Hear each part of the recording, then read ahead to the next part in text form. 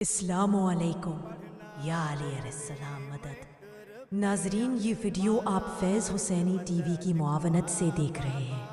امام حسین علیہ السلام نے یزید کی بیعت سے انکار کر دیا اور مدینہ سے مکہ کی طرف ہجرت کی۔ مکہ میں قیام کے دوران کوفہ کے لوگوں نے آپ کو خطوط لکھ کر اپنی حمایت کا یقین دلایا اور کوفہ آنے کی دعوت دی۔ امام حسین علیہ السلام نے اپنے چچا زاد بھائی مسلم بن عقیل کو کوفہ بھیجا تاکہ وہ وہاں کے حالات کا جائزہ لے۔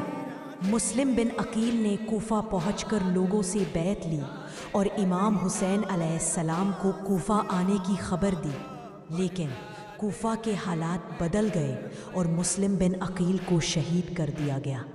امام حسین علیہ السلام کو جب مسلم بن عقیل کی شہادت کی خبر ملی تو آپ نے اپنے ساتھیوں سے مشورہ کیا۔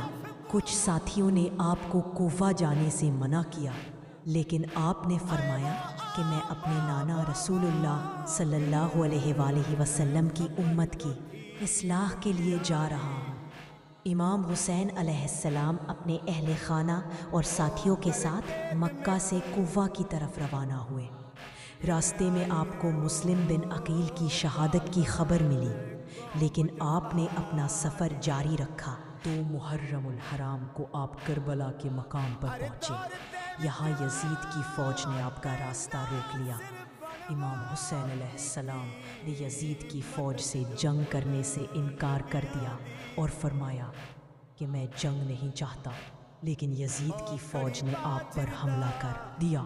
10 محرم الحرام کو امام حسین علیہ السلام اور آپ کے ساتھی شہید ہو گئے۔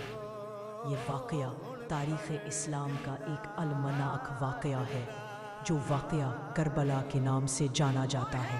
برائے مہربانی فیض حسینی ٹی وی کو سبسکرائب اور ویڈیو کو لازمی لائک کریں۔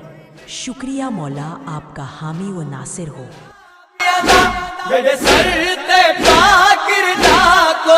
وہ تو مدد کرے دے مشکل وچ، مدد کرے دے مشکل وچ، وہ ہک پر کے دی ہے صدا۔